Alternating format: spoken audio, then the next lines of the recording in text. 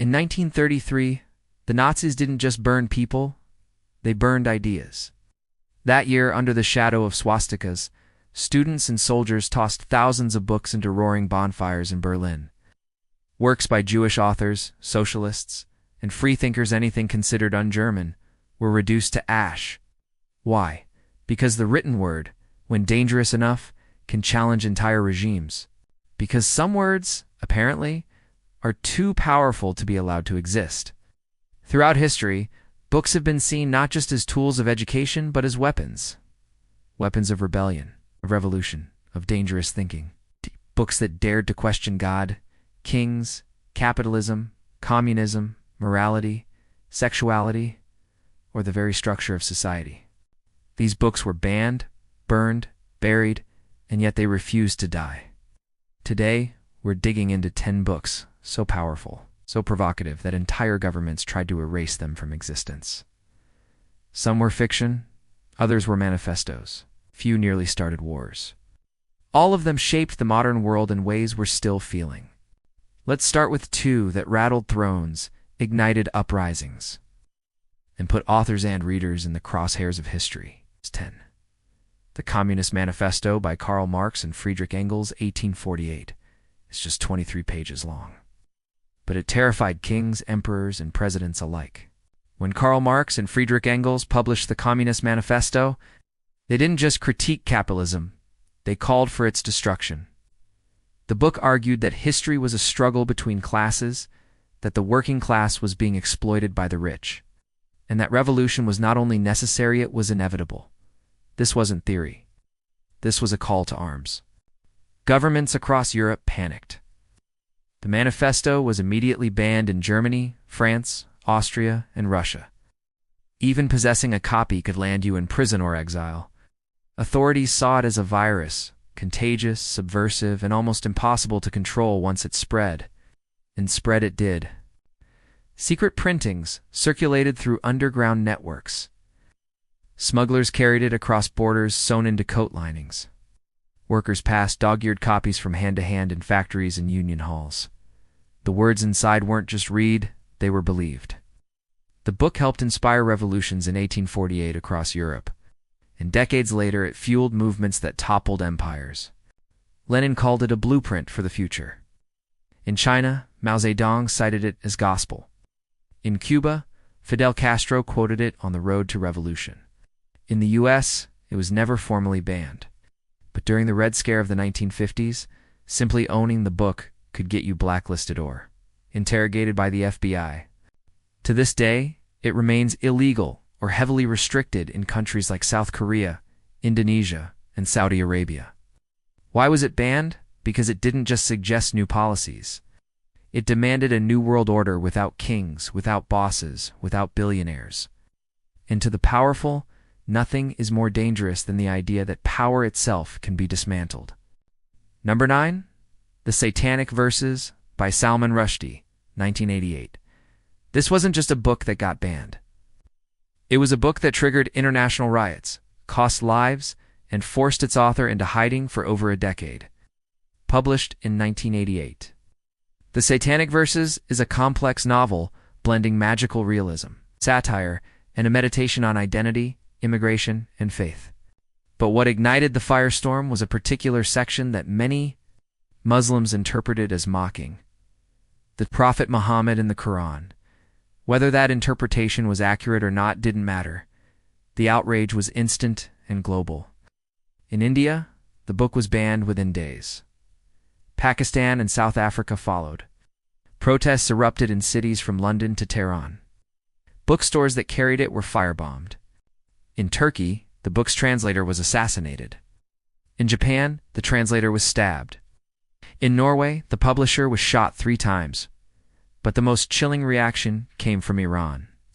On February 14, 1989, Ayatollah Khomeini issued a fatwa religious edict calling for the death of Salman Rushdie. The bounty on his head, initially $3 million, later increased by several Iranian foundations. Rushdie was forced to go underground, moving from safe house to safe house under police protection for years. The controversy wasn't just about religion. It raised questions about freedom of speech, the limits of satire, the clash between modern secularism and traditional belief systems. In Western countries, free speech advocates defended Rushdie. In many Islamic nations, clerics and politicians denounced him as a heretic. The book remained banned in over 20 countries for years, and in some, still is. Even decades later, the danger hadn't passed.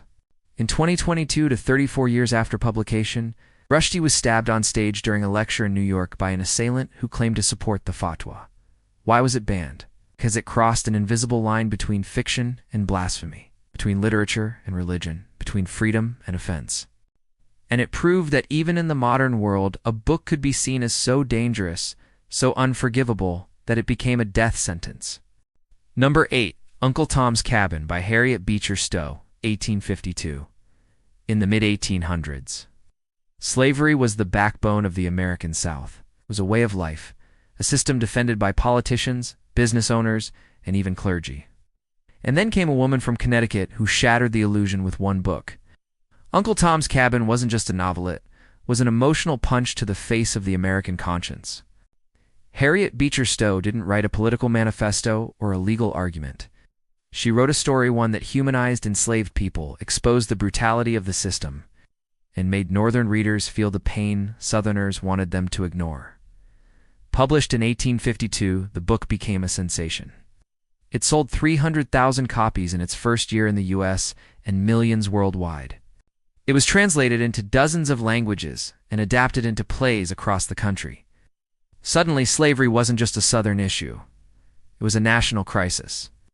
But the South wasn't impressed. In fact, they were furious. Uncle Tom's Cabin was banned in many parts of the Confederacy. Southern critics called it distorted, dangerous, and incendiary. Some states made it illegal to distribute or even own the book. The reason? It challenged the narrative that slavery was a benign institution. It exposed the violence, the broken families, the dehumanization things many Southerners wanted hidden. The book was also banned in some schools in the North during tense moments leading up to the Civil War. As politicians tried to suppress any literature that might stir up unrest, President Abraham Lincoln reportedly greeted Stowe at the White House with the words, "So you're the little woman who wrote the book that started this great war." Whether he actually said it or not, the quote speaks to the book's impact. Uncle Tom's Cabin didn't just tell a story, it helped ignite a movement that would tear the country apart and eventually lead to emancipation. Why was it banned? Because it gave a voice to the voiceless. It held up a mirror to America and showed it something ugly. It dared to say, "This isn't just wrong, it's unforgivable." It's number 7, 1984, by George Orwell, 1949. Imagine living in a world where every thought is monitored, every word is watched, and the truth is whatever the government says it is. That's the chilling vision George Orwell painted in 1984, and for many regimes, it hit a little too close to home.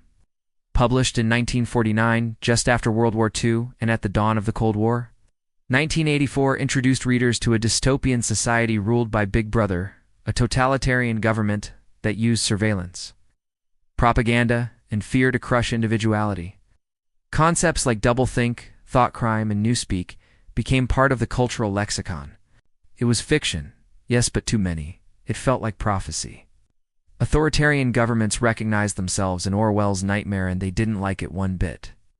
The book was immediately banned in the Soviet Union. The reason? It was seen as a direct attack on Stalinism. After all, Big Brother was essentially Stalin in literary form. Manipulative, all-powerful, and impossible to escape. Owning or distributing the book in the USSR could result in arrest, and copies were smuggled in through underground networks. But the banning didn't stop there. In the 1950s, 1984 was also banned or heavily censored in several Eastern Bloc countries, including East Germany and Poland. Ironically, some Western countries also tried to ban it from schools during the McCarthy era, claiming it was too anti-government and un-American. Even in recent decades, the book has faced scrutiny. In 1981, it was challenged in Florida for being pro-communist. In 2017, the book saw a surge in sales following political events in the U.S. As readers once again looked to Orwell for insight into power, control, and truth manipulation, The power of 1984 lies not just in its prediction of a surveillance state, but in how perfectly it captures the psychology of oppression. The fear of constant observation, the erasure of history, the rewriting of facts, the terrifying realization that you might not even know what's real anymore. Why was it banned? Because it pulled back the curtain on authoritarianism, because it told readers, you're not crazy. Your government really might be gaslighting you. And for regimes that rely on silence and obedience, that kind of awakening is the ultimate threat. Number 6, The Diary of Anne Frank by Anne Frank, 1947. It's hard to imagine a more innocent book being banned than The Diary of a Teenage Girl. But Anne Frank's personal writings, composed while hiding from the Nazis in a cramped Amsterdam attic, have been challenged and censored across the world. Anne's diary isn't a political manifesto. It's not violent or obscene. It's a young girl's honest, often heartbreaking account of living in fear, trying to grow up while hiding from genocide. Yet her words have shaken nations. Published in 1947, The Diary of Anne Frank quickly became one of the most powerful first-hand testimonies of the Holocaust. It humanized the victims of the Nazis not as numbers, but as daughters, sisters, and dreamers. For many, it was their first intimate glimpse into the horrors of World War II from the eyes of a child. So why was it banned? In the decades since its publication, the diary has faced censorship for a variety of reasons, some political, some disturbingly petty. In Lebanon and parts of the Arab world, it was banned for portraying Jews in a sympathetic light, clashing with anti-Israeli sentiment. In the Soviet Union, it was restricted because it highlighted Nazi atrocities, while ignoring Soviet suffering. Some groups even claimed it was Zionist propaganda. In the United States, the diary was challenged in multiple school districts for the most bizarre reasons, claims that it was too depressing, that it contained sexual content due to Anne's honest musings about puberty, even that it promoted anti-Christian views. In 2010, a version of the diary was removed from a school in Virginia after complaints that it was too graphic for 8th graders. The truth is, Anne's words are raw. She questions her identity, her faith, and the future of humanity. And maybe that's why it makes people uncomfortable, because her voice, though young, exposes the madness of adults. Her innocence makes our cruelty undeniable. Why was it banned? Because it refuses to let us forget, because it forces us to see victims not as statistics, but as human beings, full of life, love, and fear. And because that truth is too powerful for some to handle. Number 5, The Adventures of Huckleberry Finn by Mark Twain, 1884.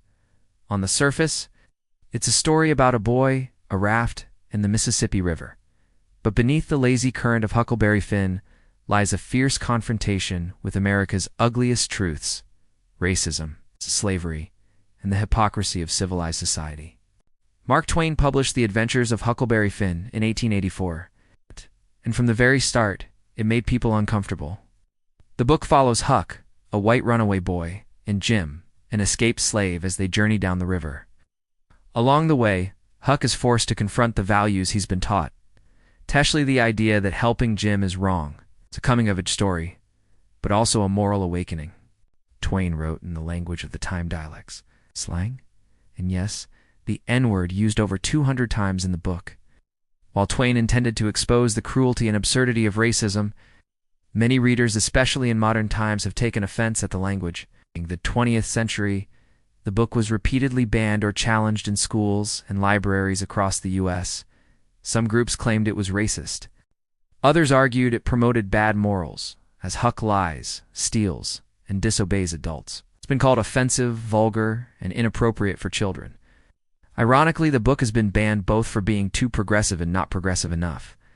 In apartheid-era South Africa, it was restricted for showing friendship between a black man and a white boy. In the U.S., it has been removed from reading lists in both conservative and liberal districts, one side upset by the language, the other by the idea that it might encourage rebellion. What makes Huckleberry Finn dangerous isn't the slurs, it's the mirror. Twain didn't write Jim as a caricature. He gave him dignity, emotion, and wisdom. And through Huck's moral conflict, Twain forced America to look at itself and ask whether its values were really worth following.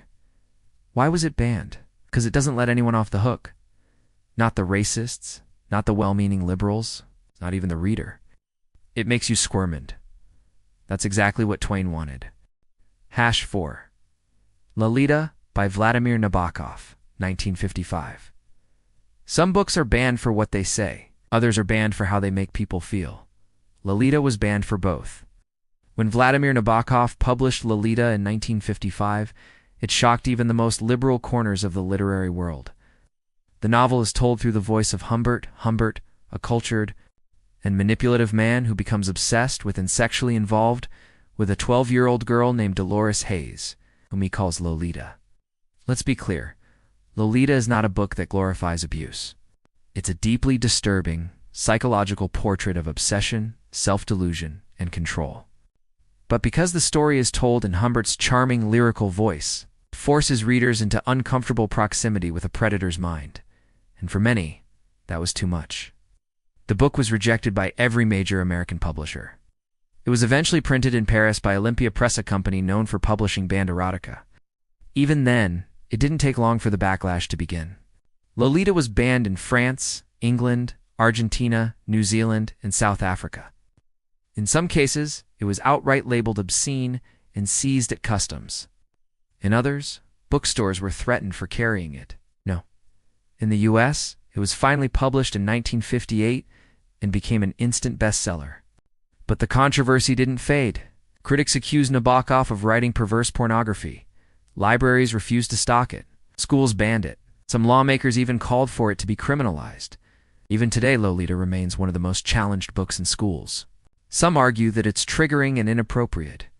Others say it's essential reading, a masterclass in unreliable narration, warning about how charisma can be used to justify horror. Why was it banned? Because it blurred the line between art and taboo. Because it made people feel complicit, confused, and outraged. And because it asked an unforgivable question: what happens when evil speaks beautifully? Number 3, The Catcher in the Rye by J.D. Salinger, 1951. He curses. He lies. He gets kicked out of school.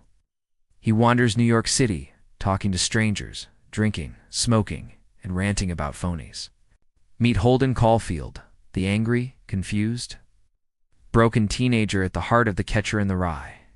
Since its publication in 1951, J.D. Salinger's novel has been both beloved and feared.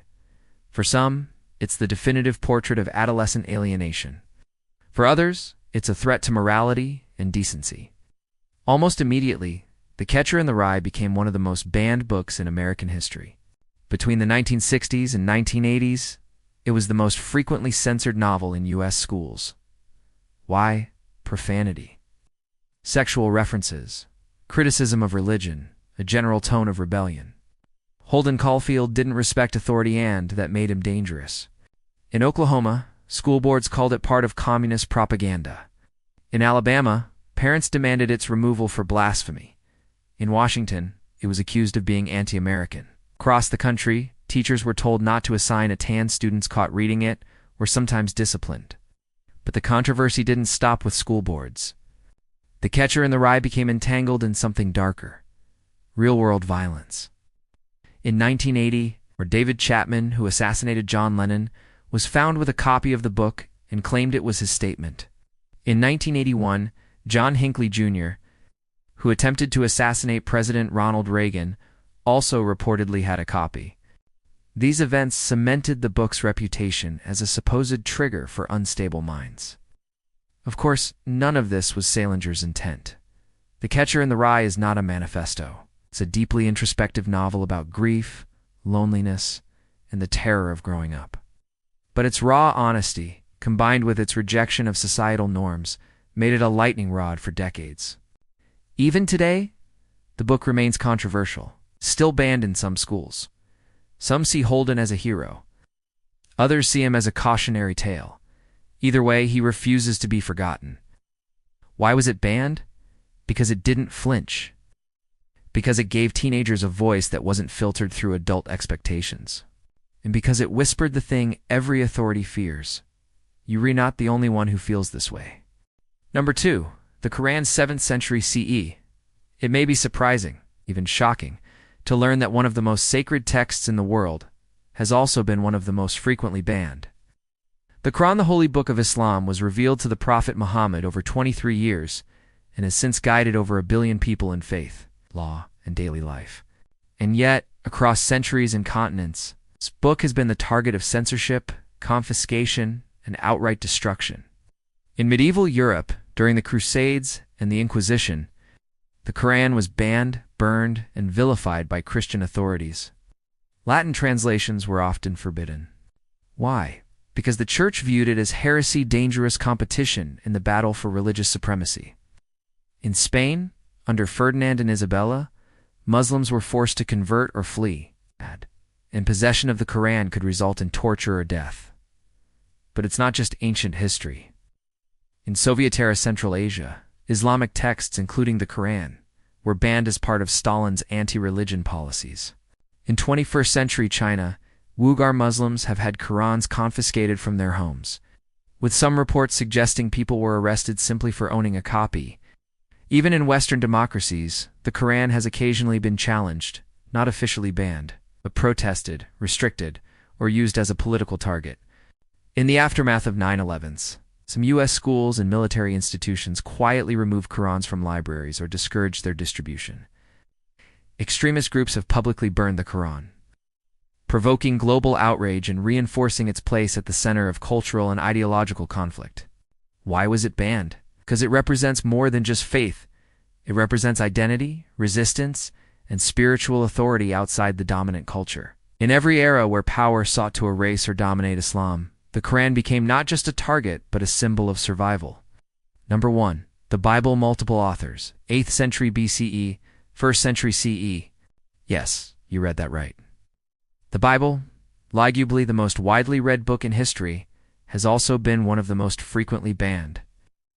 While today, it's often seen as the bedrock of morality and civilization for much of history. The Bible was considered so dangerous that people were tortured or executed just for reading it in the wrong language. In the Middle Ages, the Catholic Church insisted that the Bible remain in Latin, a language most common people could not read. Translating it into local languages like English or German was forbidden. Men like John Wycliffe and William Tyndale were branded heretics for doing exactly that. Tyndale was strangled and then burned at the stake. His crime was, quote, making God's word accessible to the masses. The Church feared that once ordinary people could read Scripture themselves, they'd begin to question doctrine, clergy, and even the Church's political power. And they were right. When Martin Luther translated the Bible into German in the 16th century, it helped ignite the Protestant Reformation and tear Europe apart for generations. In communist regimes, such as the Soviet Union, North Korea, and Mao's China, the Bible has been banned as counter-revolutionary. Possession could land you in a labor camp. Underground churches smuggled Bibles in like contraband, distributing them in secret, often handwritten or passed from family to family. Even today, the Bible is restricted or banned in several countries. In Saudi Arabia, public display or distribution of non-Islamic religious texts is illegal. In North Korea, being caught with a Bible can mean death or a life sentence. In some parts of the world, missionaries are still arrested for smuggling Bibles. Why was it banned? Because it gave ordinary people direct access to divine authority without going through kings, priests, or governments. It encouraged critical thinking, gave slaves hope, the poor dignity, and the powerful something to fear. In many ways, the Bible wasn't, still is a revolutionary document. Books are just ink and paper, but ideas are fire. Each of these banned books didn't just provoke controversy, they sparked movements, revolutions, and revolts. They terrified regimes, challenged belief systems, and lit the minds of millions on fire. That's why they were banned. Not because they were weak, but because they were too strong. So the next time you pick up a book that someone once tried to burn, ban, or bury, remember, you're not just reading. You're participating in something dangerous, something powerful, something that, if history is any guide, might just change the world again. If this list opened your eyes, hit that like button and share the video with someone who loves history, books, or controversy. Don't forget to subscribe so you never miss the next deep dive into the stories they tried to silence. And hey, drop a comment. What banned book shocked you the most? Or what should we cover next? Thanks for watching Top Tier 10. See you in the next countdown.